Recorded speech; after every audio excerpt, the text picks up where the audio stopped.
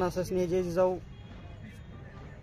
आज दिनांक 15/1/2024 म्हणजे वार सोमवार रोजी संभाजी ब्रिगेडच्या माध्यमातून तहसील कार्यालयासमोर लाक्षणिक उपोषणाचं आयोजन या ठिकाणी आम्ही केलेलं आहे। याचं कारण धारूर तालुक्यातील ग्रामीण रुग्णालयाची जी दुरावस्था या ठिकाणी पाहायला मिळत आहे।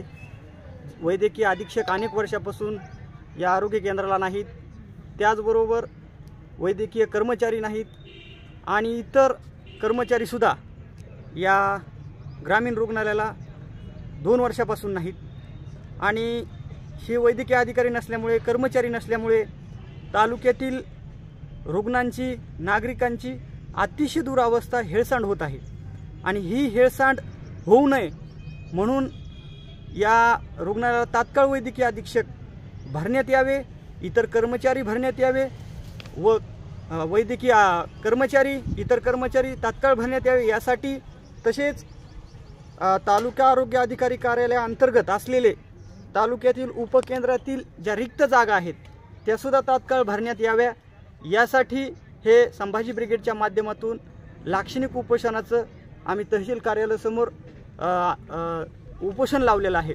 आणि या उपकेंद्र या धारूरच्या रुग्णालयामुळे, ज्या ग्रामीण रुग्णालयामध्ये हेळसांड रुग्णांची होत आहे, काही तरुण वयस्कर मंडळी आहेत, यांना आल्यानंतर दवाखान्यामध्ये 5 ते 6 तास काही कर्मचाऱ्यांची वाट बघावं लागते। काही काम आरोग्याचं असेल, दवाखान्याचं काम असतील, त्यासाठी वयस्कर मंडळींना आल्यानंतर तालुक्यातून, खेड्यापाड्यातून या ठिकाणी रुग्ण येत असतात आणि त्यांना तब्बल 5 ते 6 तास या एका कर्मचाऱ्याची वाट बघत बसावं लागतं आणि त्यांना घरी जायला 5 ते 6 वाजतात। म्हणजे अतिशय दुरावस्था या तालुक्यातील ग्रामीण रुग्णालयाची झाली आहे।